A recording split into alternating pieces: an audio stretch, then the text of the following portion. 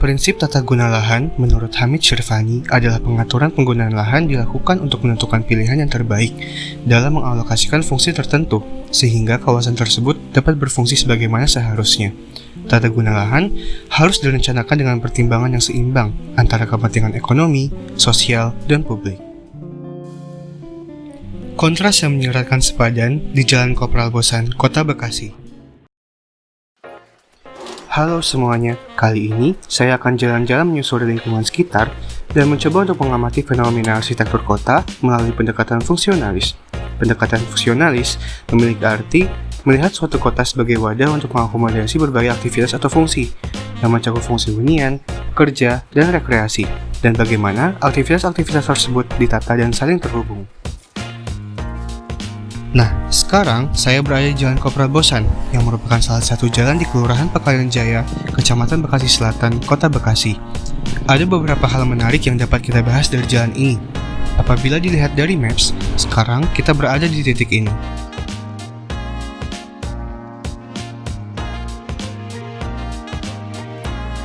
Dapat kita lihat melalui RDTR Kota Bekasi bahwa area di depan saya ini termasuk ke dalam zona ruang terbuka hijau. Namun pada kenyataannya, area tersebut difungsikan sebagai tempat pembuangan sementara dan menjadi permukiman yang dapat dikategorikan sebagai permukiman kumuh. Hal ini berarti terdapat perubahan fungsi lahan pada area tersebut.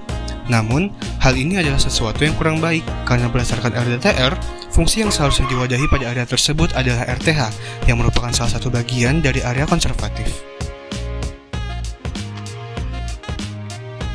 Sekarang kita kembali ke Jalan Kopral Bosan. Nah, pasti dapat terlihat dengan jelas bukan bangunan tinggi yang menjulang di depan saya ini?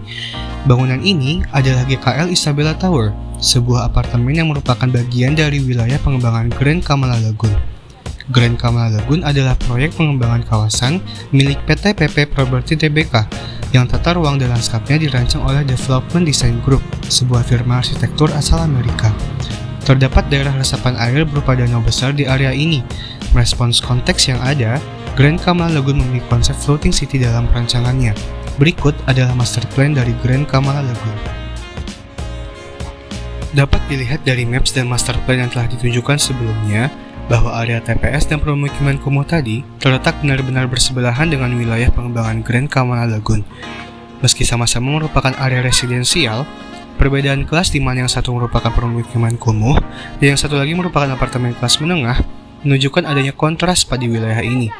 Dalam KBBI sendiri, kontras didefinisikan sebagai perbedaan yang nyata apabila dibandingkan.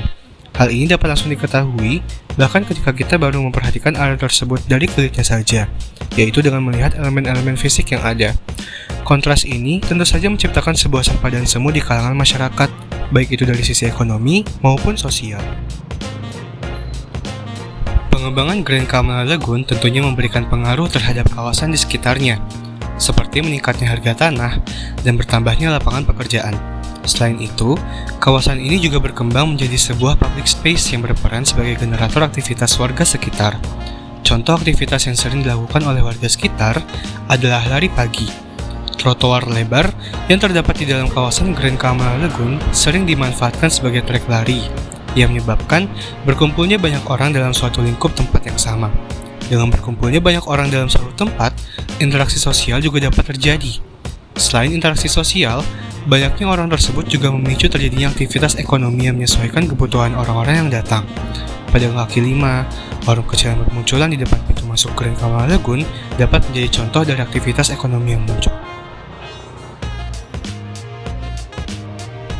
Dengan melihat prinsip tata guna lahan dan terjadinya fenomena-fenomena yang telah disebutkan sebelumnya, bukan tidak mungkin pengembang Grand Kamala Lagoon akan memanfaatkan kesempatan dan potensi yang ada untuk memperluas cakupan pengembangannya, termasuk kawasan permukiman kumuh dan TPS yang terletak di sebelahnya.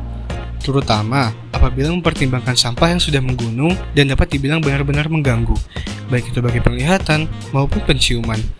Yang menjadi pertanyaan, apakah hal tersebut akan membawa permasalahan baru apabila dilihat dari konteks sosial?